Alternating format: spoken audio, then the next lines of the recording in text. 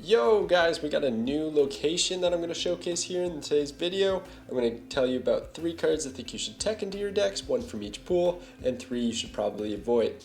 So, the new featured location is Nidavellir.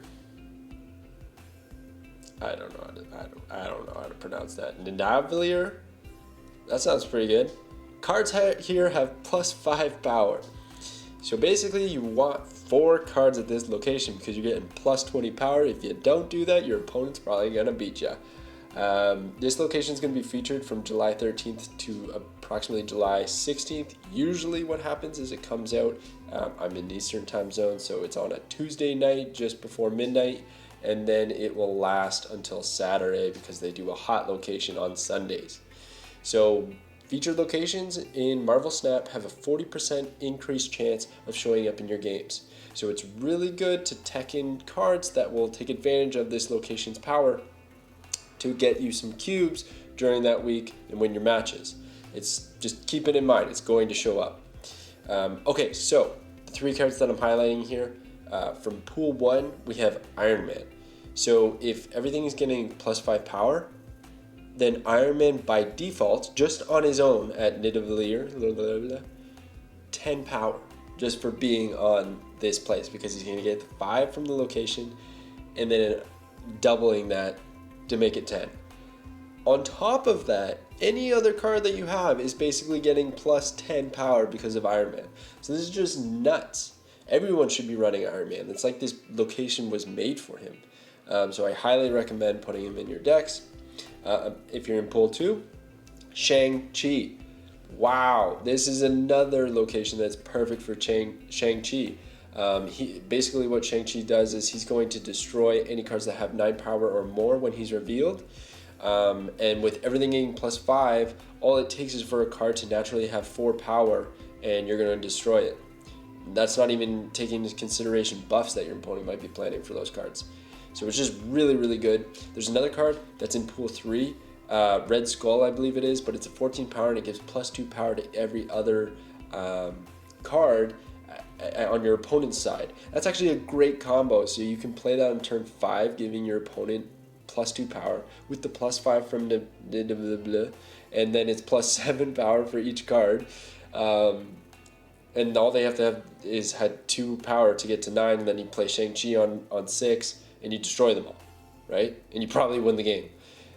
Great combos, look for that. So I highly recommend teching him in. And then Venom. So Pool 3 Venom. If you haven't seen this card, don't know what it is, basically what Venom does, he's a 1 power card, and he's going to eat all the other cards, similar to Carnage, at your location, all your cards, and he's going to get the power benefit from them. So if they have 5 power, he's going to get that +5 power. You have 3 cards there that have 5 power, he's going to get +15, making him a 16 power card. And the reason I'm saying 5 is because this location gives +5. So just think about that, all the extra power that he can consume, and then maybe on a later turn, because he's not that expensive, you can play more cards there to get a further benefit. So I think he's a great card to put in. Probably still keep it with like a destroy deck, because there's going to be a lot of cards you don't want to destroy, but regardless, I think he's a good option. Okay, and then 3 cards to avoid. So in Pool 1, we have Namor. I recommend getting rid of your Namors.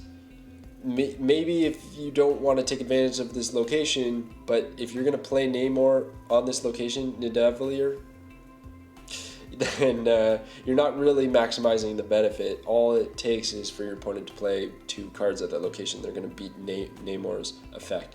So I don't recommend teching him in. Also Hobgoblin. Now I know what you're thinking.